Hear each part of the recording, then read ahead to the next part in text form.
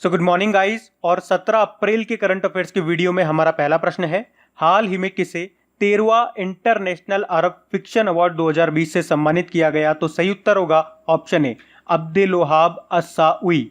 ये अल्जीरिया के लेखक हैं अब्देलवहाब अस्साउई और अभी इन्हें ही 13वां इंटरनेशनल अरब फिक्शन अवार्ड 2020 से सम्मानित किया गया है। और इन्हें यह अवार्ड डॉन मीर के द्वारा 2018 में प्रकाशित इनके उपन्यास द स्पार्टन कोर्ट के लिए मिला है। इंटरनेशनल अरब फिक्शन अवार्ड की बात करेंगे तो यह अरब देशों में दिया जाने वाला सबसे प्रतिष्ठित और सबसे महत्वपूर्ण साहित्यिक पुरस्कार है। ये पुरस्कार लंदन के द बुकर प्राइज फाउंडेशन के सहयोग से दिया जाता है। तो इनका नाम आपको याद रखना है, अब्देलवहाब अस्साउई। बाकी जालीला हैदर की बात करेंगे, हमने पढ़ा था ये पाकिस्तान की नागरिक हैं और इन्हें मिला था international women of courage award 2020 के लिए। बाकी जादव पायेंग, ये बहुत ज्यादा इंपॉर्टेंट नाम है, इनको अभी कुछ समय पहले ही 2 इंपॉर्टेंट अवार्ड मिले थे। एक तो मिला था पर्यावरण संरक्षण के लिए Commonwealth point of light award और उसके पहले इनको मिला था 2020 के लिए स्वामी विवेकानंद कर्मयोगी पुरस्कार और इन्हें ही फॉरेस्ट मैन ऑफ इंडिया भी कहा जाता है, ये भी आप याद रखना। वी प्रवीण राव की बात करेंगे तो इन्हें MS स्वामीनाथन पुरस्कार मिला था और MS स्वामीनाथन आप जानते ही हो, हरित क्रांति का जनक इन्हें कहा जाता है। बढ़ते आगे। फिर है, हाल ही में किसे पेटीएम जनरल इंश्योरेंस लिमिटेड का MD CEO के रूप में नियुक्त किया गया? सही उत्तर होगा ऑप्शन डी, विनीत अरोड़ा को। तो अभी विनीत अरोड़ा ये पेटीएम जनरल इंश्योरेंस के MD CEO बन गए हैं। इससे पहले ये एगॉन लाइफ इंश्योरेंस कंपनी के MD CEO थे। तो इनका नाम आपको याद रखना है, विनीत अरोड़ा नाम है इनका। बाकी विरूपाक्ष मिश्रा अभी कुछ दिन पहले ही बढ़ा था अपन ने, यूनियन बैंक ऑफ इंडिया के MD CEO बने। और संजय अग्रवाल को कैसे भूल सकते हैं आप, ये भी अभी पढ़ा था। AU स्मॉल फाइनेंस बैंक के फिर से यानी कि रीअपॉइंट किया गया था इनको एज MD CEO। और परागराज ये भारतीय एक्सा लाइफ इंश्योरेंस के MD CEO बने। बाकी पेटीएम की बात करेंगे, इसकी स्थापना 2010 में हुई थी, हेडक्वार्टर नोएडा UP में है और इसके फाउंडर का नाम है विजय शेखर शर्मा। और पेटीएम पेमेंट बैंक के MD CEO की बात करेंगे तो वो है सतीश कुमार गुप्ता। बढ़ते आगे। और गाइज, अगर वीडियोस आपको अच्छे लग रहे हैं, मेरी मेहनत अच्छी लग रही है और ये वाकई अगर आपके लिए हेल्पफुल है तो प्लीज वीडियो को शेयर जरूर किया कीजिए। अगर इन वीडियोस से आपकी हेल्प होती है तो आप लोग मेरी हेल्प जरूर करें इन वीडियोस को लाइक और शेयर करके, ताकि इन वीडियोस को कंटिन्यू रखने में मुझे भी आपका सपोर्ट मिल सके। तो प्लीज इसे लाइक और शेयर जरूर करना। और अगर आप में से कोई इस वीडियो को फर्स्ट टाइम देख रहा है तो इस चैनल को आप सब्सक्राइब कर लीजिए और सब्सक्राइब करने के बाद में पास में जो बेल आइकन आएगा उसे आप दबाना बिल्कुल मत भूलिएगा, क्योंकि आपको वीडियोस के नोटिफिकेशन तभी मिलेंगे जब आप बेल आइकन को प्रेस करोगे। तो चलिए अब बढ़ते हैं आगे। फिर है, हाल ही में किसने फेसबुक मैसेंजर पर हेल्थ अलर्ट नाम से कोविड-19 के लिए एक इंटरेक्टिव सेवा शुरू की है? तो सही उत्तर होगा ऑप्शन बी, WHO ने। तो अभी हाल ही में वर्ल्ड हेल्थ ऑर्गेनाइजेशन ने फेसबुक मैसेंजर पर एक इंटरैक्टिव सेवा शुरू की है ताकि कोरोना वायरस प्रकोप के बारे में आम जनता को सही जानकारी दी जा सके। तो वर्ल्ड हेल्थ ऑर्गेनाइजेशन के द्वारा शुरू की गई है ये हेल्थ अलर्ट इंटरैक्टिव सेवा। तो इससे 1.3 अरब से अधिक उपयोगकर्ता कोविड-19 पर अपने प्रश्नों का जवाब प्राप्त कर सकते हैं। वर्ल्ड हेल्थ ऑर्गेनाइजेशन की बात करेंगे, इसकी स्थापना 7 अप्रैल 1948 को हुई थी। अच्छा, एक प्रश्न मैं आपसे पूछूंगा, इंपॉर्टेंट डेज का प्रश्न है वो, 7 अप्रैल को कौन सा इंपॉर्टेंट डे मनाते हैं अपन? और अभी अप्रैल का महीना ही चल रहा है तो आपको याद भी होगा। चलिए देखते हैं किस किस को याद है। हेडक्वार्टर इसका जेनेवा स्विट्जरलैंड में है। इसके हेड कौन है? टेड्रोस अधानोम है। अच्छा चलो, एक और प्रश्न अगर मैं आपसे पूछूं तो आप मुझे बताओ कि वर्ल्ड हेल्थ ऑर्गेनाइजेशन के साथ कौन सी एक्ट्रेस ने कोविड-19 के बारे में लोगों को जागरूक करने के लिए साझेदारी समझौता किया था? तो आंसर होगा प्रियंका चोपड़ा ने। और अभी WHO ने एक कैंपेन भी शुरू किया था, #सेफ हैंड चैलेंज कैंपेन। तो ये भी आपको ध्यान रखना है। बढ़ते आगे। फिर है, हाल ही में किसे केयर रेटिंग के MD CEO के पद पर नियुक्त किया गया है? तो सही उत्तर होगा ऑप्शन सी, अजय महाजन को।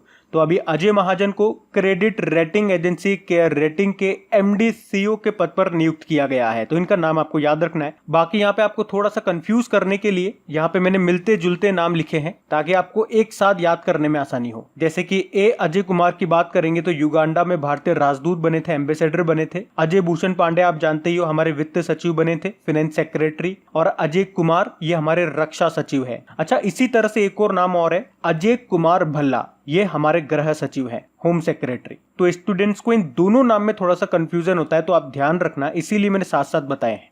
अजय कुमार रक्षा सचिव हैं, अजय कुमार भल्ला गृह सचिव हैं। केयर्स रेटिंग की बात करेंगे, स्थापना 1993 में हुई थी और इसका हेडक्वार्टर मुंबई में है और MD CEO तो यही बन गए हैं अजय महाजन। बढ़ते आगे। फिर है हाल ही में कोविड-19 महामारी के बीच किस देश में संसदीय चुनाव हुए हैं? तो सही उत्तर होगा ऑप्शन डी, साउथ कोरिया में।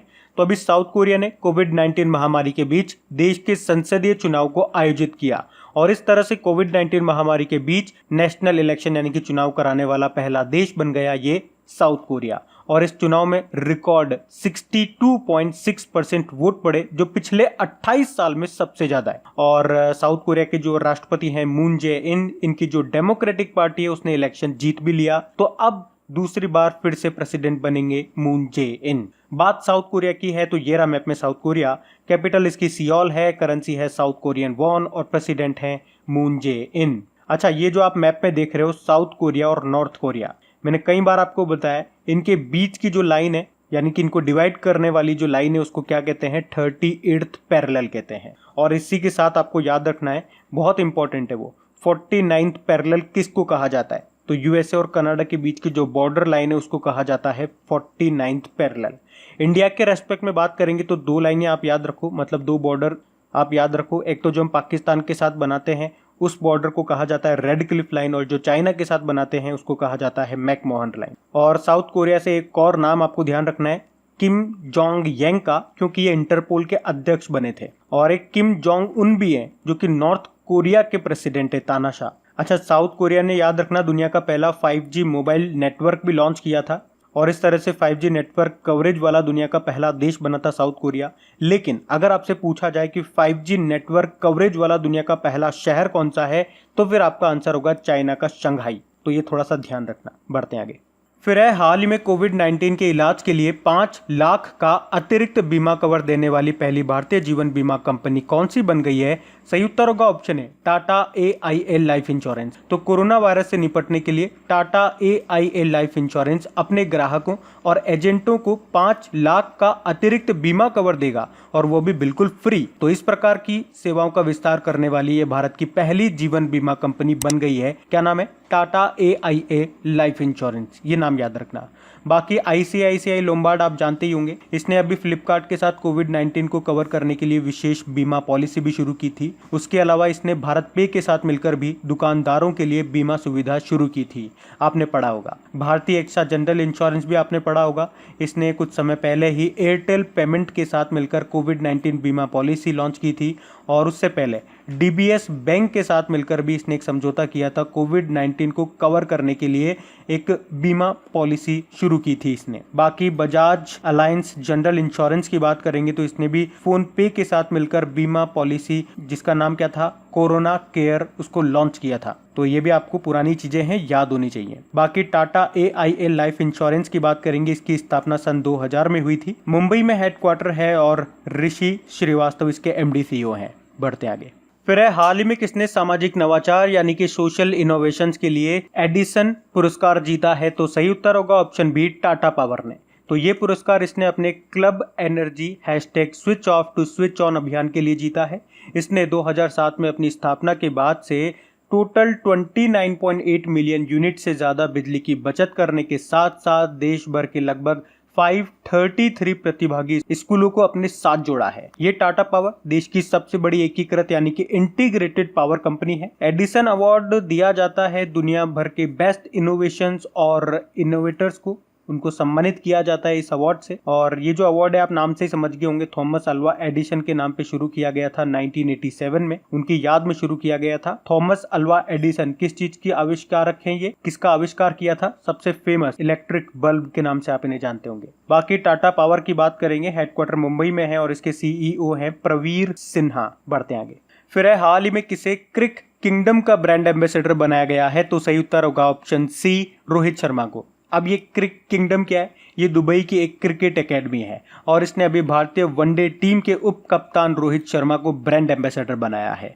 तो अभी वैसे आपको पता है कोरोना वायरस के कारण विश्व के सभी खेल, लगभग सभी खेल जो टूर्नामेंट है वो सब टाल दिए गए हैं या रद्द कर दिए गए हैं।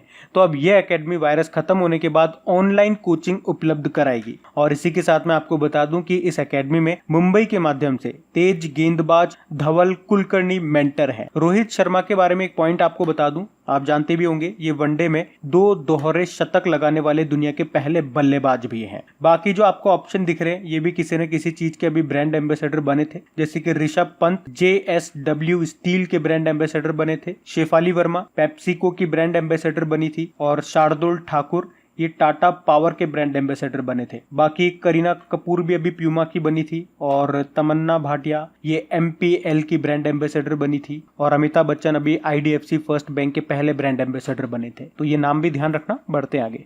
फिर है हाल ही में यूनेस्को की विश्व धरोहर समिति का 44वां सत्र यानी कि सेशन ये स्थगित कर दिया गया। आपको बताना है ये होने कहाँ पे वाला था। सही उत्तर होगा ऑप्शन बी चाइना में। तो आपको बताया कोविड-19 महामारी के कारण इस साल सभी इवेंट रद्द हो रहे हैं, तो उसी कड़ी में इस साल जो जून जुलाई में होने वाला था ये यूनेस्को का विश्व धरोहर समिति का 44वां सेशन, इसे भी स्थगित कर दिया गया। कहाँ पे होने वाला था? चाइना में। चाइना के फुजियान प्रांत के फूजो में होने वाला था ये। कुछ और टूर्नामेंट वगैरह मैं आपको बता देता हूँ, वैसे तो काफी सारे हम लोगों ने पढ़ लिए, कुछ मैं आपको बताता हूँ। जैसे कि अभी रिसेंटली हमने पढ़े थे, अभी जो फ्रांस में जो साइकिल रेस टूर्नामेंट है टूर डे फ्रांस, वो अभी कैंसिल कर दिया गया। उसके अलावा आप याद रखो जैसे कि 2021 में होने वाला है आपका क्या एशियन यूथ गेम्स, कहाँ पे होने वाले हैं? ये चाइना में होंगे, चाइना के शांटाओ में। 2022 में एशियन गेम्स ये भी चाइना में होंगे, चाइना के हांगझाओ में होंगे। 2022 में ही जो हमारे विंटर ओलंपिक गेम्स होंगे ये भी चाइना में होंगे, चाइना के बीजिंग में होंगे। और 2022 में ही आपके महिला हॉकी वर्ल्ड कप होंगे, कहाँ पे? स्पेन और नीदरलैंड में। और जो पुरुषों के होंगे वो तो भारत में होंगे। 2022 में ही महिलाओं का T20 वर्ल्ड कप होगा, ये आपका साउथ अफ्रीका में होगा। और 2022 में ही FIBA women's basketball world cup होगा, ये आपका ऑस्ट्रेलिया में होगा। 2022 में ही फीफा मेंस वर्ल्ड कप होगा, ये आपका कतर में होगा। उसके अलावा 2023 में जो आपके होंगे मेंस क्रिकेट वर्ल्ड कप, ये भारत में होंगे। और महिलाओं का 2021 में होगा, वो न्यूजीलैंड में होगा। 2023 में जो पुरुषों का हॉकी वर्ल्ड कप होगा वो भी आपका भारत में होगा। और टोक्यो ओलंपिक आप जानते हैं ये 2020 का होने वाला था, ये अब स्थगित कर दिया, अब ये 2021 में होगा। और जो विंबलडन ग्रैंड स्लैम है, फ्रेंच ओपन है, इन्हें भी कैंसिल कर दिया गया। तो ये कुछ पॉइंट्स मैंने आपको बताए, ये आप ध्यान रखना।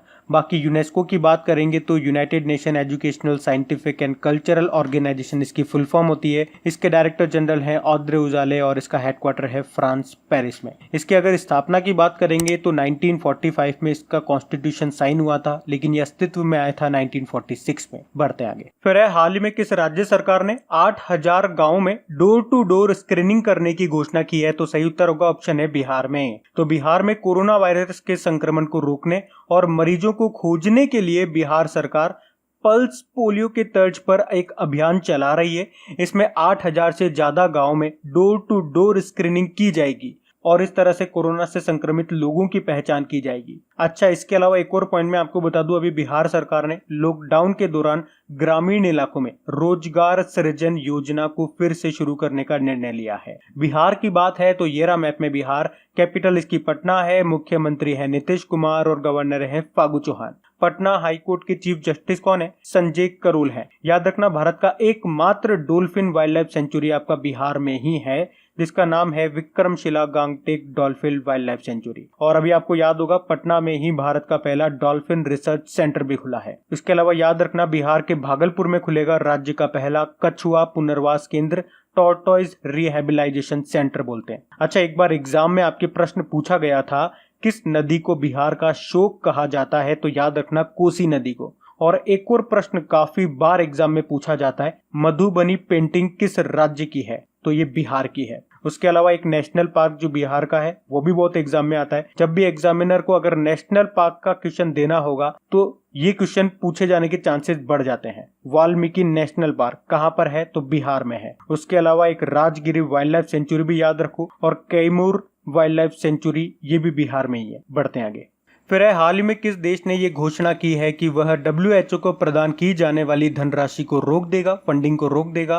तो आंसर होगा ऑप्शन डी अमेरिका। तो अभी अमेरिका ने वर्ल्ड हेल्थ ऑर्गेनाइजेशन की फंडिंग पर रोक लगा दी है। अभी डोनाल्ड ट्रंप ने कहा है कि वर्ल्ड हेल्थ ऑर्गेनाइजेशन ने चीन में फैले कोविड-19 की गंभीरता को छिपाया है। अगर वर्ल्ड हेल्थ ऑर्गेनाइजेशन सही ढंग से काम करता तो ये महामारी पूरी दुनिया में नहीं फैलती और मरने वालों की संख्या भी काफी कम होती। आपको बता दूं, अमेरिका हर साल WHO को 400 से 500 मिलियन डॉलर यानी कि करीब 3000 करोड़ रुपए की फंडिंग देता है, जबकि चाइना केवल 40 मिलियन डॉलर करीब 300 करोड़ रुपए की फंडिंग देता है। अच्छा, अमेरिका की बात है तो अमेरिका के बारे में कल भी हमने एक प्रश्न पढ़ा था कि अमेरिका ने भारत को 155 मिलियन डॉलर में एंटी शिप मिसाइल और टॉर्पीडो मिसाइल की बिक्री को मंजूरी दे दी है। बाकी आप यूएसए को एक बार मैप में भी देख लीजिए। ये रहा मैप में अमेरिका, कैपिटल इसकी वॉशिंगटन डीसी है, प्रेसिडेंट है डोनाल्ड ट्रंप। कौन से नंबर के हैं? 45वें नंबर के हैं और इनकी वाइफ का नाम है मेलानिया ट्रंप और इनका नाम अभी न्यूज में था तो मैं आपको फिर से बताऊंगा। अभी इनके ऊपर एक बुक लिखी गई है, बुक का नाम है the art of her deal, the untold story of Melania Trump. किसने लिखी है? मैरी जॉर्डन ने लिखी है। और अमेरिका का भी एक चिड़ियाघर भी न्यूज में था, ब्रॉक्स चिड़ियाघर। क्यों न्यूज में था? क्योंकि अभी उसमें 4 साल का बाघ कोरोना से ग्रसित पाया गया जिसका नाम था नाडिया। इसके अलावा याद रखना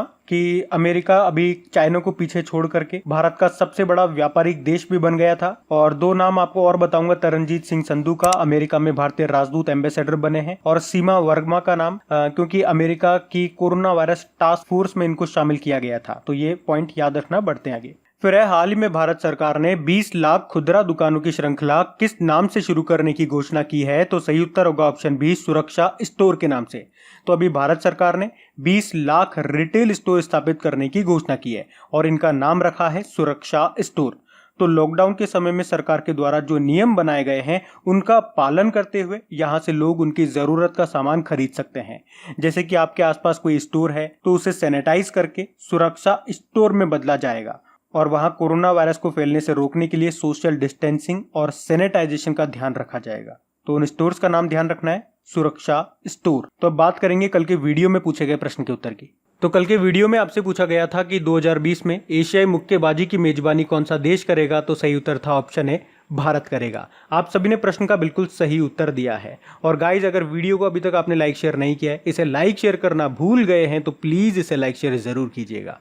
तो गाइज, इन सभी क्वेश्चंस का क्विज बना करके मैंने एप्लीकेशन पे अपलोड कर दिया है। तो अगर आपने वीडियो बिल्कुल ध्यान से देख लिया है तो वहां जाइए और इन सभी क्वेश्चंस का आप प्रैक्टिस लगा लीजिए ताकि ये सारे क्वेश्चंस आपको अच्छी तरीके से याद हो जाए। और जो नए स्टूडेंट इसे पहली बार देख रहे हैं, आपको बता दूं कि क्विज में अब रैंकिंग फीचर भी ऐड हो चुका है। तो अगर आप कम समय में ज्यादा से ज्यादा क्वेश्चन राइट करते हो तो आपका नाम आपके फोटो के साथ टॉप 10 स्टूडेंट्स में आपको दिखाई देगा। आपको ही नहीं, जितने भी लोग क्विज लगाएंगे उन सबको दिखाई देगा कुछ इस तरीके से, ताकि आपको भी एक अंदर से मोटिवेशन मिल सके कि आपको भी यहां तक पहुंचना है, ताकि सब लोग आपको टॉप 10 में देख सकें। लेकिन इसका मतलब ये नहीं कोई शॉर्टकट तरीका आपको अपनाना है। यहाँ पे आप अपनी प्रैक्टिस कर रहे हो तो बिल्कुल ईमानदारी रखना, क्वेश्चन को पूरा रीड करना और ध्यान से आंसर लगाना। और वैसे भी आप तो आपकी इन करंट अफेयर्स का रिवीजन करवाने के लिए मैं इसका ऑडियो भी तैयार कर रहा हूँ। तो दिन में 4 से 5 मिनट निकाल करके वो आप ऑडियो सुन लीजिए ताकि आपका इन करंट अफेयर्स का फिर से रिवीजन हो जाए। क्योंकि आपको पता है चीजों को पढ़ना इंपॉर्टेंट है, लेकिन समय समय पर उनका रिवीजन करना बहुत ज्यादा जरूरी है। रिवीजन नहीं करोगे तो वो सारी चीजें आप भूल जाओगे। तो आप ही के लिए मैं इसका रिवीजन ऑडियो तैयार कर रहा हूँ। तो उस ऑडियो का लिंक मैंने नीचे डिस्क्रिप्शन में दे दिया है, वहां जाकर के आप मुझे फॉलो कर लीजिए। और फॉलो करने के बाद में पास में जो बेल आइकन आएगा आप उसे जरूर दबा लेना, ताकि जब भी मैं ऑडियो अपलोड करूं उसका नोटिफिकेशन आपको मिल सके। और एप्लीकेशन अगर अभी तक आपने डाउनलोड नहीं किए तो उसका लिंक भी आपको नीचे मिल जाएगा। वहीं पे आपको क्विज, वीडियो, PDF सब मिल जाएंगे। तो इस प्रश्न का उत्तर आता है तो कमेंट बॉक्स में जरूर टाइप करिए। चलिए अब मिलते हैं करंट अफेयर्स के रिवीजन वीडियो में।